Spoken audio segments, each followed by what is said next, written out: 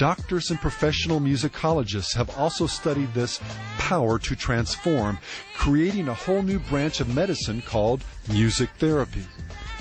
And as music therapist Gene Maas has stated, music is the greatest power I have ever experienced. I doubt if anything else equals its power to act upon the human organism. The organized patterning of music can help drive electrical networks within the brain and can help the organization and reorganization of brain networks. MTV, aggressively reorganizing your brain. This ability to organize and reorganize brain networks was given powerful expression by Richard Pellegrino, a medical doctor and consultant to the entertainment industry.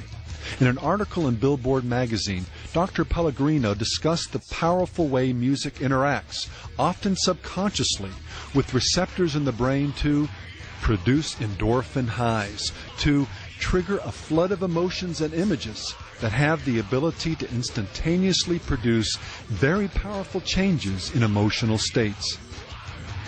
He closes his commentary with the observation, "Take it from a brain guy. In 25 years of working with the brain, I still cannot affect a person's state of mind the way that one simple song can." And in over 30 years of writing about the simple songs to which most of those brains listen, Rolling Stone magazine agreed.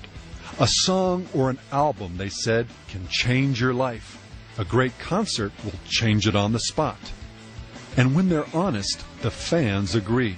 The music itself just gave you this feeling that you couldn't forget. It was like embedded inside of you. And even if you didn't know what the lyrics were, the music transported you into that realm that Kurt Cobain wanted you to be in. Much in the way Manson courts controversy, his fans began to follow suit, or dress.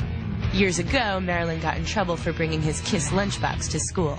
A generation later, the stiletto heel was on the other foot, as kids were getting busted for emulating Mr. Manson. You're my inspiration. Do you want to know why? Why? There's a lot of reasons. You've inspired me to do so many things. Like, I think about you every day, and I listen to your music every day, and you keep me going. They have totally changed my life. They are gods. I love Korn. And they take it quite seriously. I look into the faces of our fans, and I see that they've been touched by the Dark Carnival. Basically, to them, there's nothing fantasy about it. It's like, it's what they're into. I mean, it really is a real existence to them. Their music is like a background to my life. Like, everything that happens to me now, it's like my own little soundtrack. And I just want to like be able to hang out with them and say that I hang out with like the people that like have influenced my life. Music is an extension of yourself. And it's like when people accept it, they're accepting you. You know, multitudes of people just vibing off your stuff. You know what I'm saying? Just heads bobbing. To me, it's like a drug. It's like euphoria. As soon as you turn on that beat, I'm in a different world. You know what I'm saying? Well, a renowned musicologist certainly knew exactly what he was saying when he observed music really is a powerful drug. It can poison you, lift your spirits, or make you sick without knowing why. We've had people become violent for no apparent reason and not understand why. Music is very powerful, and it doesn't have to be a recognizable form. The power in and of itself of any sound is enough, which release specific chemicals in the brain and body in order to alter the state of consciousness. Renowned musicologist David Tame agrees. Music is the language of languages, he wrote in The Secret Power of Music. It can be said that of all the arts, there is none that more powerfully moves and changes the consciousness. Music is the most powerful medium in the world because of the frequencies. You're hitting places and people that remind them that they're more than just this functional being. The other night I went to a club and I watched the DJ control the entire room. Even politicians can't do that. Incredibly, given his own history of X-rated songs, he went on to reflect on the power of lyrics. I watched the DJ reach for the new album by B.I.G. and put it on, and the crowd went crazy. I asked him, "Do you know what he's saying in those lyrics?" He said he didn't know, Then he tried to tell me he wasn't playing it for the lyrics, that for him it's all about the beat. But it's affecting people. Everything we put out there is affecting people. The message matters, my brother. Weighing her own influence as a musician against that of being an actor, Courtney Love admitted that there was a more bourgeois respectability to acting. But Meryl Streep doesn't know the sublime pleasure of standing in front of 10,000 people and making them do whatever you want.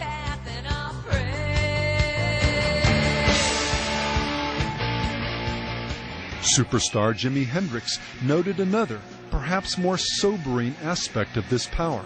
After describing how central music was to his life, to the point of functioning as a type of electronic church, he went on to tell Life magazine, "You hypnotize people to where they go right back to their natural state. And when you get people at their weakest point, you can preach into their subconscious what we want to say." This power over the subconscious is precisely what science writer and composer Robert Jourdain was getting at when he said in his book, Music, the Brain, and Ecstasy, "Music seems to be the most immediate of all the arts. Music possesses us. It really is as if some other has entered not just our bodies, but our intentions, taking us over." Music is your special friend. Dance on fires, it intends. There's probably no contemporary artist who's made a greater study of music's awesome power over the human soul than percussionist Mickey Hart. Drummer with the Grateful Dead, world music devotee, and self-taught musicologist, Hart has spent his life attempting to unravel the mystery that is music. From his testimony before the United States Senate, co-founding the Rhythm for Life Foundation, researching and authoring several books on the subject, including his late 1999 release, Spirit into Sound, The Magic of Music, a book that is a virtual apologetic for music's incredible, even supernatural power. To countless live concert experiences around the world, Hart's belief in the power of music borders on the religious. Describing, for example, the Dead's official archivist Dick Latvila's devotion to their music, Hart said, "In those moments when he was listening, he was communing with God." Several years ago, Hart sent out a request for anecdotal information on music and its power through the vast electronic underground of Deadheads. His letter began, "Dear friend, I've discovered, along with many others, the extraordinary power of music, particularly percussion, to influence the human mind and body." Among the thousands of examples Hart has compiled is his own striking observation of the effects evoked by some music he heard many years ago. "It was my first exposure to the mother rhythms from West Africa that later mutated into my tradition, becoming rock and roll. All I knew then was that whenever I played this music at parties, the room would transform. It was as though the rhythm of the drum was calling up something from these sleek, cosmopolitan bodies that had been asleep. There was a power there